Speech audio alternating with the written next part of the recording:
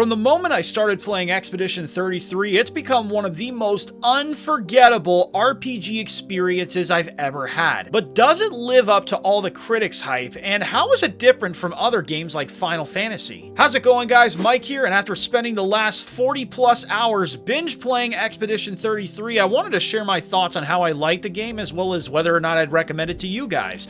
But before we get into that, if you're new to my channel, make sure you hit the subscribe button and tap the bell icon so you never miss a video. Now, for starters, the game's world is absolutely mesmerizing, and I love the variety that the devs put into it in terms of all the different environments.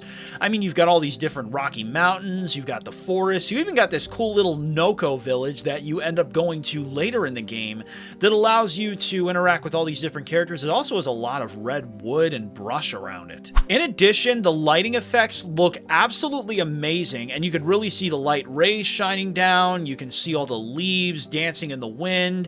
I mean, the environment looks extremely lifelike, just the way that it's structured, as well as with all the quality of life effects. It's also really cool how the overworld changes as you're traveling between regions. It kind of reminds me of the world map structure in Tales of the Abyss, just the way the environment is laid out. I also really like the effort they put in making each level different with all the different platforming, as well as all these different areas. I mean, you can choose to go along the main paths, but there are also other areas that you can traverse throughout the game that allow you to find hidden items, go through different quest lines, even find different discoveries that could possibly hint at more of the game's lore. Speaking of unique areas, this RPG also has a lot of unique and optional bosses that you can fight in these secret areas that sometimes drop or give you access to super rare items. I actually fought a few of them during the first few hours, and these guys may be hard, but they're seriously worth fighting.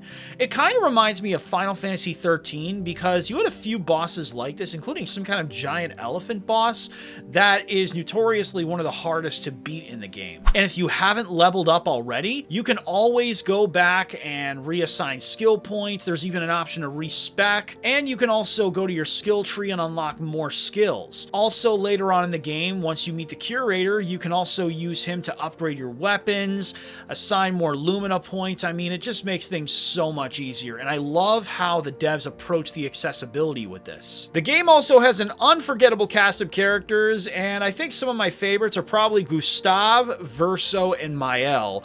Mainly because, first of all, the chemistry between Gustav and Mael is incredible. I mean, it's kind of like a father-daughter, sister-brother relationship.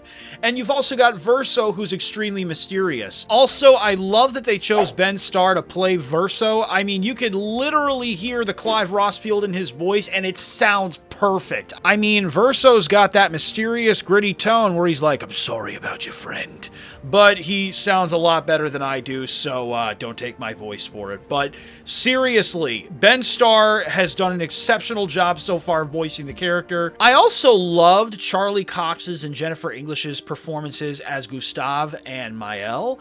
I mean, Charlie Cox wasn't really a character I ever saw voicing someone in a video game, but I mean, he did an incredible job. I loved how he gave Gustav such a gritty tone, but at the same time, he could also be funny and sarcastic, which is something I didn't really expect from him because I'm so used to seeing him on Daredevil Born Again and just all the series that came before. Jennifer English, on the other hand, I thought did an incredible job as Mael. I mean, we've seen her before in games like Elden Ring, Baldur's Gate 3, and Divinity, but at the same time, this is really my first time seeing her take a front and center role in a game. And this could be the beginning of her appearing in much larger roles in games because she's about to also star in another game in the form of Tides of Annihilation, which hopefully we'll get some news on soon. And I could see her becoming a Pedro Pascal sort of voice actress in a way that she'll be in practically everything. But hopefully, compared to Pascal, it doesn't get too excessive because I think she'd do an incredible job. Also, the combat system is similar to other games like Final Fantasy, but it's also very different at the same time. For starters, you have this unique kind of parrying and dodging system that allows you to complete battles damageless, although it does take some getting used to. I admit I had trouble getting used to it at first because I had to get used to the timing of different enemies, but as I continue to play the game, I started getting used to it once I memorized timing. As you progress, you'll also get access to a special type of countering move called gradient counters, which are specifically for heavier attacks and are indicative by a certain kind of animation that enemies perform and give you the ability to do much more damage than you normally do to different kinds of enemies. Speaking of enemies, the enemy variety is amazing. I mean, you've got all these different Nevrons. I think probably two of my favorites are probably Ebiku and Dualiste, which are bosses you fight at different stages throughout the game.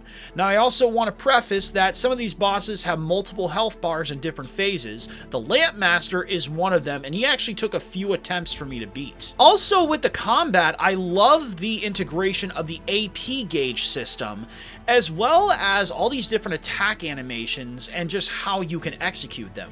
One of the abilities I mained earlier on the game was the Overcharge ability, which deals some insanely high lightning damage to different enemies depending on how much you've charged it up. And you can charge it up just by taking damage, inflicting damage, sometimes even healing yourself. I mean, it's a great ability to use, and it's something I definitely recommend, especially for people who are trying to deal damage early on, but at the same time they just don't have the AP for other skills. And just regular attacking fills it as well, so that's awesome. In terms of performance, I played the game mostly on quality mode, and I've got to say I was really impressed with how smooth the frame rate was. I mean, with a lot of games that have heavy particle effects, you'll see frame rate dips, as well as maybe some stutters, maybe some glitching out, but this game was surprisingly consistent and it looks gorgeous. For the record, I played it on PS5, of course, because I wanted the DualSense functionality on it. And I gotta say, I was very impressed with how polished it was. I saw very few stutters or any environmental slips, and I've gotta say, I was rather impressed. Now, in terms of the story, I also loved how the plot was structured, as well as all this mystery. I mean, from the very beginning, the entire thing was just super trippy. You got this mysterious white-haired man. I mean, I'm wondering who he is. At the same time, you've got Mael having these weird dreams that seemingly tie into Verso. I'm still playing through, so I'm curious to see where that goes. And at the same time, you've got all these character developments with Gustav, Lune, and CL, and you gotta wonder, when are these guys gonna get together? So there's a lot of unanswered questions in this game that I just completely was mind blown by the minute they got answered. Overall, if I was to score this game, I would give it a solid 9.5 out of 10 and say that it definitely lives up to the critics' hype. The reason I say that is because number one, the character development is incredible in this game. Number two, the world and story are amazing.